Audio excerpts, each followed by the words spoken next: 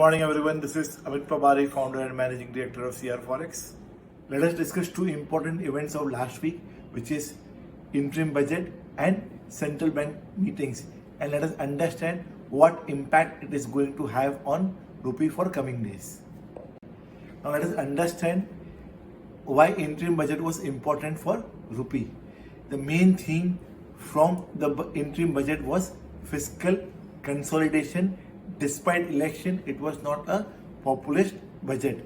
They have reduced their fiscal deficit ka target year on year. This year, 5.9 market was expecting. They have restricted it to 5.8.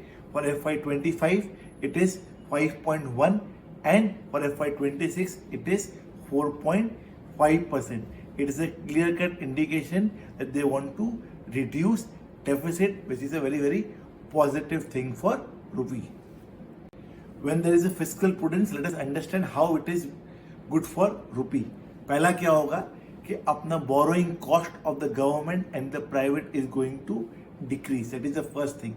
Second, there are higher chances that in coming years we can apply for credit upgrade. And third, we can get good amount of flows in the debt market. Now let us move to the second part. US Central Bank meeting and Bank of England ka Central Bank meeting. In US Central Bank meeting, Fed have removed the word that they are going to increase the interest rate, which we have been saying from last couple of months that Fed is not going to increase the rate.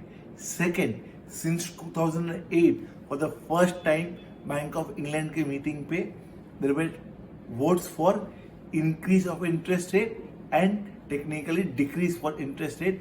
Technically we can say that, which is positive for GBP USD. And overall, if we combine both of the news, it is positive for GBP USD and negative for dollar index. Another important data point which came in the US was US job data, which came very strong, because of which dollar index have moved up sharply.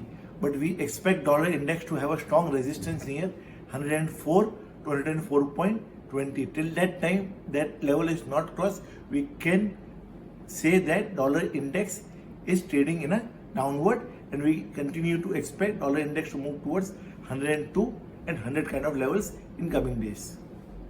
Now let us discuss outlook for rupee. On 8th Feb, we have RBI monetary policy. Entire market is expecting that RBI is not going to cut interest rate, and probably the stance will remain same. So technically we can say that RBI will be a non-event. Over the weekend, we have observed that US has launched strike against Iraq and Syria, which might lead to escalation in risk sentiment in the market. But if we observe from last 2 years, any escalation because of geopolitical tension, market has completely ignored that. Any uptick in rupee because of risk sentiment increasing should be a selling opportunity for exporters.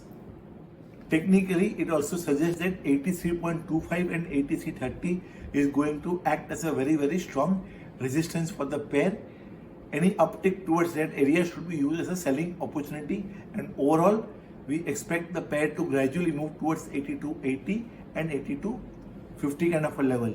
Overall biasness remains same, that we are moving towards 82.50, and the strategy also remains the same, sell on all upticks. Let us discuss strategy for thin margin exporters. Thin margin exporters like chemical exporter or agri exporters. Basic common sense says that when something is trading at a higher level, we should sell that. But because of greed, sometimes we fall into a trap and we wait for more higher levels. But we have been advising all thin margin exporters that they should not fall into that trap, and they should continue to hedge their exposure 80 to 100%. Currently also we are advising the same, between 80 to 90 to 83.15. They should continue to hedge 80 to 100% of their exposure. If they want to wait, they should keep a strict stop loss of 80 to 80. Now let us discuss strategy for thick margin exporters like textile exporters or engineering exporters. We will suggest them that between 82.95 to 83.25, they can hedge 80 to 85% of their exposure on confirm order basis. If someone is hedging against anticipation of order, they can keep a hedge ratio between 60 to 65%. And apart from that, one more important aspect which all thick margin exporters should understand is that they should not pre-utilizing their existing forwards which are in profit, as we are expecting the pair to move towards lower level.